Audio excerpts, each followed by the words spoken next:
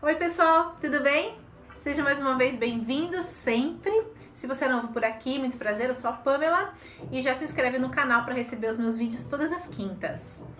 E hoje, o tema que eu decidi trazer para o canal é um tema que eu gosto muito de falar, mas eu não sei porque eu nunca tinha feito um vídeo sobre isso, que é dinheiro. Bom, eu gosto bastante desse assunto, é até uma certa surpresa às vezes quando as pessoas descobrem o quanto eu gosto desse assunto, porque de verdade eu adoro. Eu tenho uma relação com o dinheiro já muito antiga, então o objetivo desse vídeo é contar um pouco para vocês como é essa minha relação com o dinheiro, como é que eu construí uma boa relação com o dinheiro, uma relação de amizade com o dinheiro. E depois contar para vocês 8 hábitos que eu tenho, 4 que são hábitos muito antigos que eu desenvolvi sem mesmo me dar conta que eu estava desenvolvendo, e outros 4 hábitos que eu desenvolvi mais recentemente e que me ajudam não só a controlar e a planejar o meu dinheiro, como a multiplicar e a fazer um bom uso dele.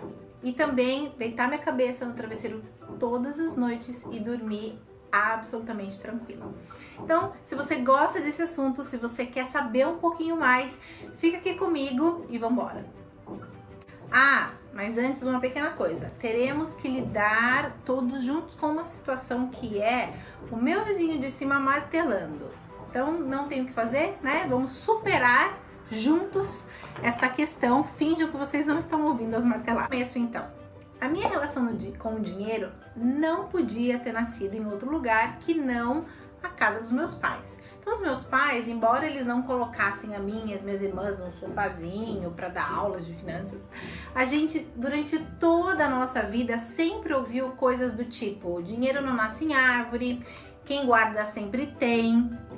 E os meus pais, eles tinham um sistema de, quando a gente tinha ali mais ou menos uns 10, 11 anos, de nos incentivar financeiramente a contribuir com as tarefas domésticas. Então a gente tinha inclusive até um papel de sulfite na geladeira e a gente colocava um X cada vez que a gente realizava uma tarefa doméstica, lavava a louça, tirava pó, etc.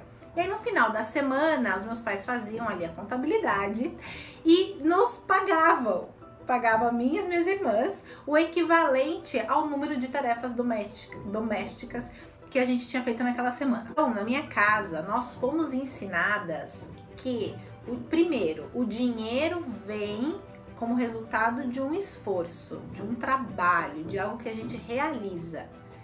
E a gente viu na prática que, de fato, ele não dá em árvore, e que quanto mais a gente fizesse e melhor a gente fizesse, mais a gente poderia ganhar.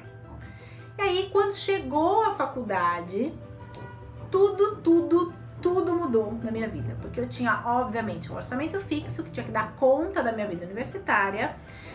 E eu comecei com medo, né, de não sobrar dinheiro no final do mês, porque meu pai não depositava nada mais pra mim, eu comecei a gastar muito pouco, só com o que era de fato, assim, super importante. E eu percebi ao longo dos primeiros meses que sobrava dinheiro, então que eu conseguia viver com menos. E aí é que começam os meus hábitos financeiros. Então o hábito número 1, ele vem desta época, que é sempre guardar primeiro.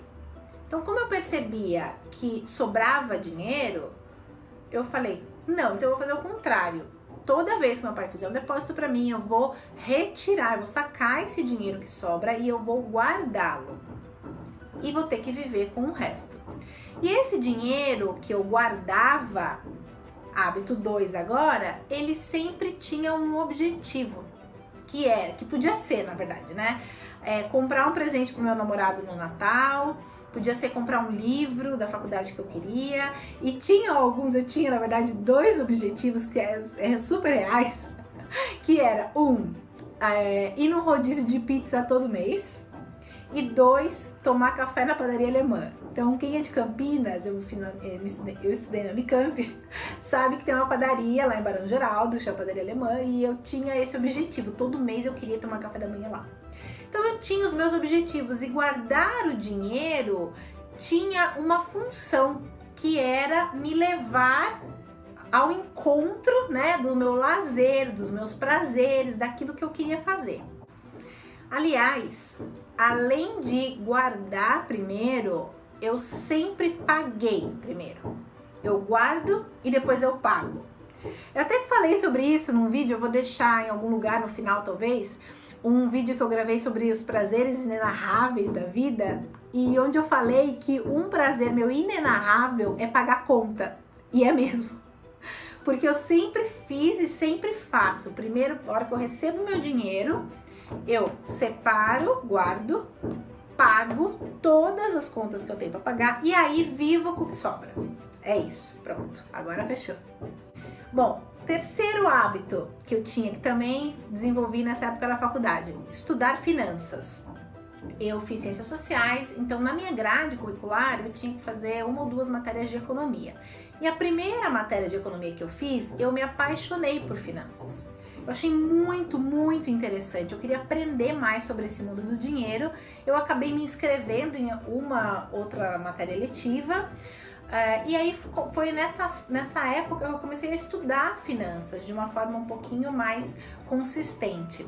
E estudar sobre finanças me abriu a mente para uma série de coisas que até então eu desconhecia, como oportunidades de investimento, as siglas, né, desse mundo financeiro, CDI, Selic, CDB, enfim, todas essas siglas.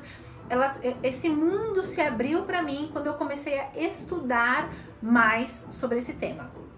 E o meu quarto hábito, que ainda remonta nessa época, é que eu sempre penso antes de comprar.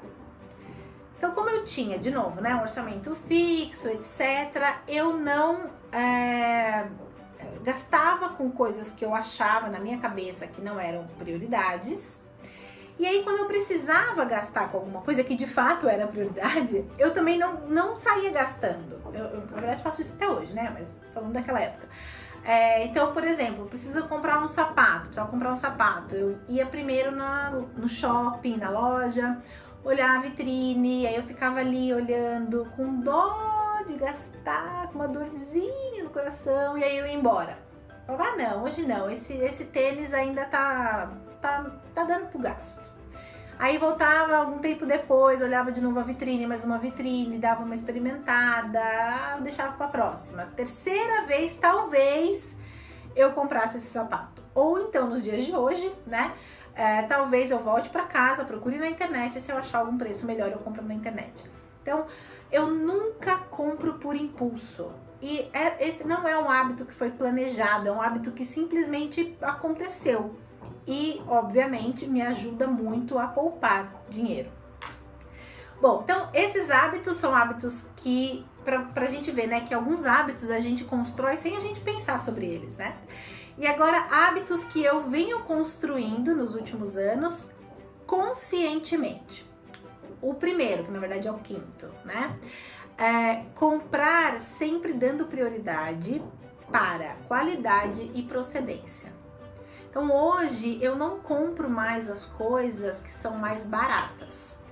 Eu vou sempre olhar a qualidade daquele produto e a procedência dele. Então se ele vai ficar comigo por mais tempo. Às vezes eu vou gastar mais naquele produto. Na verdade eu não falo muito o verbo gastar, mas daqui a pouco eu vou conversar um pouco sobre isso.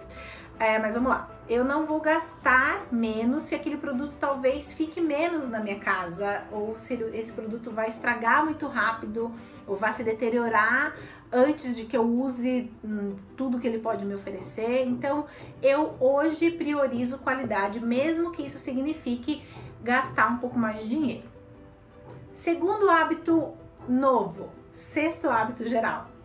Eu faço hoje projeção de receita. O que é esse hábito de ter objetivos para o meu dinheiro? E aí, quando eu sei que eu quero fazer uma coisa, por exemplo, eu quero fazer uma viagem ano que vem para um lugar X especificamente, eu vou olhar mais ou menos quanto eu preciso ter para fazer aquela viagem. E aí eu vou não só planejar quanto eu preciso poupar para aquela viagem, mas quanto a mais eu preciso ganhar para fazer aquela viagem acontecer. Hoje esse é um hábito consciente, eu faço de verdade assim uma projeção em planilha, etc. Mas tô lembrando agora que a primeira vez que eu fiz isso foi no meu primeiro intercâmbio.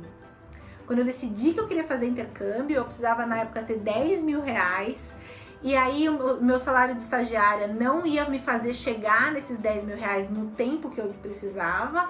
E aí eu fui dar aula de final de semana. Então eu fiquei 1 ano e meio dando aulas num supletivo de final de semana, porque eu sabia que aquele dinheiro que ia entrar adicionado ao dinheiro do meu estágio ia me fazer chegar naqueles 10 mil. Então, naquela época eu não tinha muito esses cálculos, né, certinhos como eu tenho hoje. Mas de certa forma nasceu também na minha época universitária. Mas hoje eu faço isso, então hoje eu tenho planilhas que vão de trás para frente, quanto que eu tenho que ganhar por mês para conseguir atingir os objetivos que eu tenho no tempo que eu quero que eles sejam atingidos. Bom, terceiro hábito,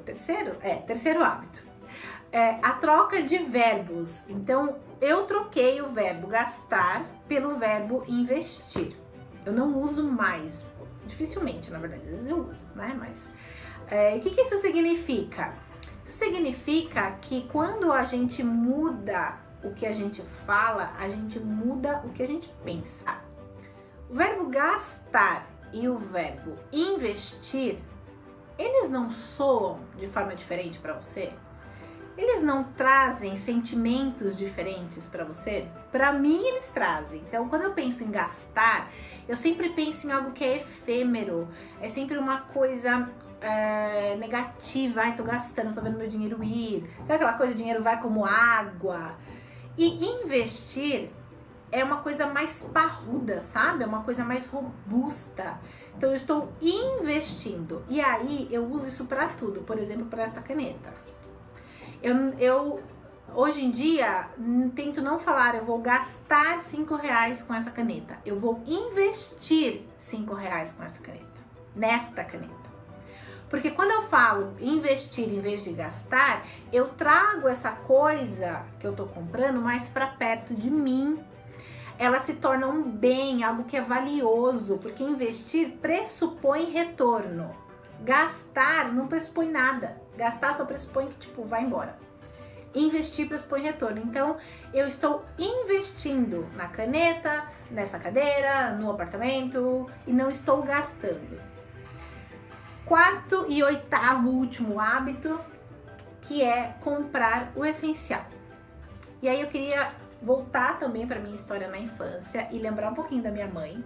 Porque minha mãe, ela hoje em dia, ela às vezes brinca de que foi tudo culpa dela, que as filhas dela não são vaidosas. Porque eu e minhas irmãs, de fato, não priorizamos compras de objetos ou experiências relacionadas à beleza, maquiagem ou corte de cabelo, etc, né? Não que isso seja ruim, por favor. É bom pra você, maravilhoso. Eu também tenho prioridades que talvez você não tenha, né? E tá tudo bem. Mas minha mãe brinca com isso. E aí eu fiquei pensando sobre esse fato recentemente. Eu acho que, mãe, você não é culpada pela gente não ser vaidosa. Você é culpada pela gente saber gastar o dinheiro com aquilo que realmente importa pra nós. Então hoje eu acho que de uma forma muito consistente, embora esse não seja um hábito novo, ele é novo porque ele é real para mim, é consciente, né? Eu invisto o meu dinheiro só nas coisas que são importantes para mim. Bom, gente, vou ficar por aqui. Espero que vocês tenham gostado das dicas. Se vocês se interessam por esse assunto, como eu falei no início do vídeo, eu adoro. Então é só colocar aqui embaixo nos comentários se vocês gostariam que eu fizesse outros vídeos falando sobre investimentos, sobre finanças, vai ser um prazer. E um beijo pra você, obrigada por assistir até o final, a gente se vê na quinta-feira que vem. Tchau!